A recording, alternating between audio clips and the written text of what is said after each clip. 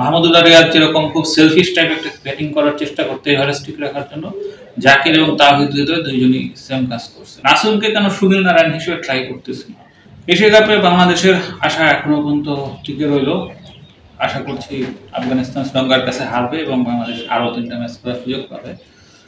তো আমি গতকাল ফেসবুকে একটা স্ট্যাটাস দিচ্ছিলাম যে আফগানিস্তান এখন বাংলাদেশের সাথে যতটা আগায় গেছে, সেইখানে যদি আফগানিস্তানের 7 ম্যাচের সিরিজ খেলে তাহলে হয়তো 5টাতেই জিতে যাবে। তো আজকে সেই ম্যাচটা হোক যেখানে আফগানিস্তান হারবে, মানে সেই 2 ম্যাচের একটা, ফলে আফগানিস্তান হারা এটা একটা অবশ্যই আমি আনন্দিত ব্যাপার। আর আফগানিস্তানের যদি আমরা প্যাটার্ন লক্ষ্য করি, আফগানিস্তান যা জিতে সবসময় আগে ব্যাট করে এরা কিছু রান করে টপ 3 থেকে, এরপরে তাদের স্পিন বোলিং দিয়ে অপোনেন্টকে কলাপস করায়। এবং আফগানিস্তান আমরা যদি হিস্ট্রি দেখি, আফগানিস্তান কখনো কোনো এশিয়ান টিমের বিপক্ষে 150 রান চেস করে জিততে পারে না। তো অবভিয়াসলি 154 রান সেই দিক থেকে আফগানিস্তানের জন্য কিছুটা কম্পিটিটিভ ছিল। কিন্তু যদি আমরা বাংলাদেশের কালকে খেলা দেখি তাহলে 154 রান এটা ডেফিনেটলি বাংলাদেশের ব্যাটসম্যানদের জন্য বড় ক্রাইম। আমরা যদি দেখি যে প্রথম 6 ওভারে বাংলাদেশ 59 তুলছে, এরপরে 10 ওভারে তাদের রান ছিল 89 for 2। সেইখান থেকে পরের 10 ওভারে মাত্র এই 67-69 রান তোলা, এটা কোনোভাবেই অ্যাকসেপ্টেবল না।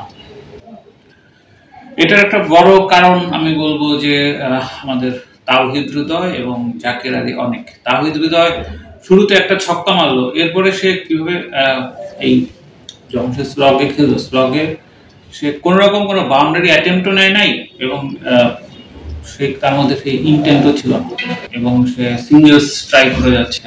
কোনো আগে তো অবশ্যই শর্ট বলে পুল করে ছক্কা টক্কা মারতে পারতো, সেই রকম কোনো চেষ্টা নাই।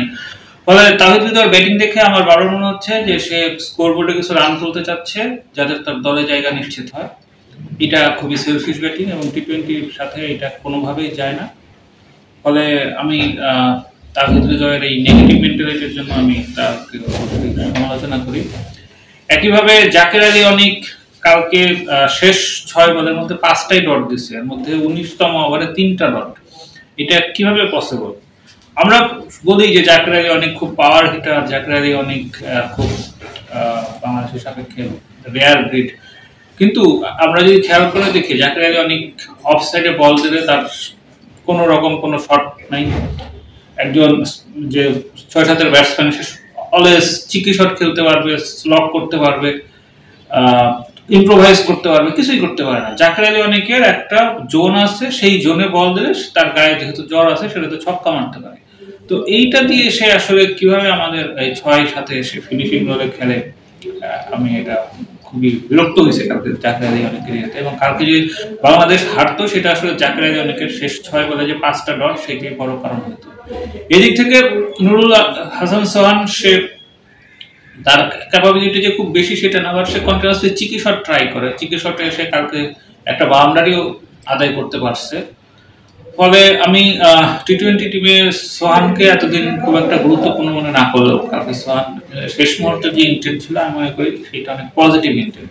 কিন্তু জাকের এটা আমাদের মাহমুদুল্লাহ রিয়াদ যেরকম খুব সেলফিশ টাইপ একটা ব্যাটিং করার চেষ্টা করতে এভারেস্ট ঠিক রাখার জন্য, জাকের এবং তাওহিদ হৃদয় দুইজনই সেম কাজ করছে। ফলে আমি যদি টিম ম্যানেজমেন্টের অংশ হতাম আমি এই দুইজনকে অবশ্যই একাদশ থেকে ড্রপ করতাম। এই ধরনের মানে একটা প্লেয়ার খারাপ পারফর্ম করতে হবে, যেমন কালকে শামীম পাটোয়ারি রান করছে মাত্র 11, কিন্তু সে কন্টিনিউয়াস চেষ্টা করে গেছে, পারে নাই।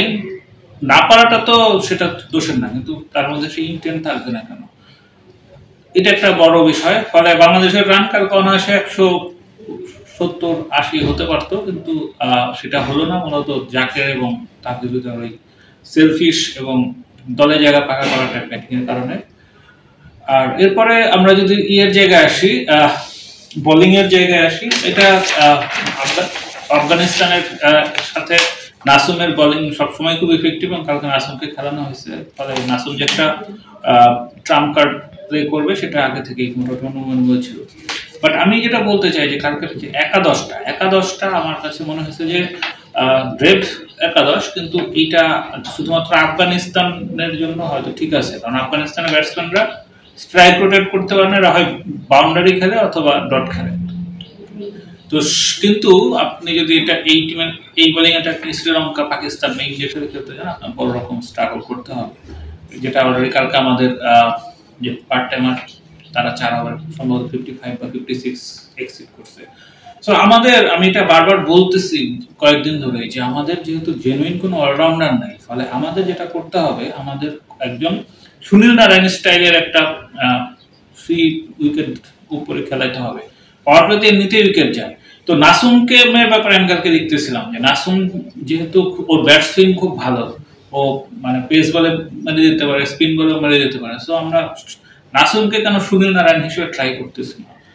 সুনীল নারায়ণ হিসেবে নাসুমকে ট্রাই করলে আমাদের একটা বড় অ্যাডভান্টেজ হচ্ছে, আমরা 5 নম্বরে একটা প্রপার ব্যাটসম্যান পাবো এবং 6 সাথে আমরা শামীম পাটোয়ারি এবং সোহান জাকির এই প্লেয়ারদের খেলাইতে পারবো। তো সাইফ হাসানকে কালকে ওপেন করানো হয়েছে, সে 28 বলে 30 করছে, দেখতে ভালো লাগতেছে। বাট সাইফ সম্ভবত 13 বা 14টা ডট খেলছে। তো আমি মনে করি না সাইফ ওপেনিং এর জন্য ভালো অপশন, বাট সাইফকে আমি অলওয়েজ 11-এ দেখতে চাই। তো সেই ক্ষেত্রে আমি মনে করি যে নাসুমকে আমরা যদি ওপেনে উঠায় দেই এক্সপেরিমেন্টালি এবং এটা পার্মানেন্টলি সে উইকেট হিসেবে খেললো, তাতে এরপর থেকে লিটন 4-এ আমরা 4-এ যদি সাইফ হাসান এবং পাশে তাওহিদ যদি বা কোনো একটা জেনুইন ব্যাটসম্যান খেলায়, 6-7 ভাবে খেলায়, তাহলে আমাদের বোলিং অপশন একটা অলরেডি ওখানে অ্যাভেলেবল থাকলো। এবং এরপরে যেটা হলো 8 নম্বরে আমরা রিশাদ এবং মাহাদির কোনো একজনকে যদি খেলাই, এরপরে 9, 10, 11-তে 3 জন পেসার। তো আমি কালকে তানজিম সাকিবকে মিস করতাম যদি অন্য কোনো টিম হতো। আফগানিস্তানের জন্য তানজিম সাকিব খুব ম্যাটার করে না, বাট আমি মনে করি নেক্সট ইয়েগুলোতে অবশ্যই তানজিম সাকিবকে ইনক্লুড করতে হবে।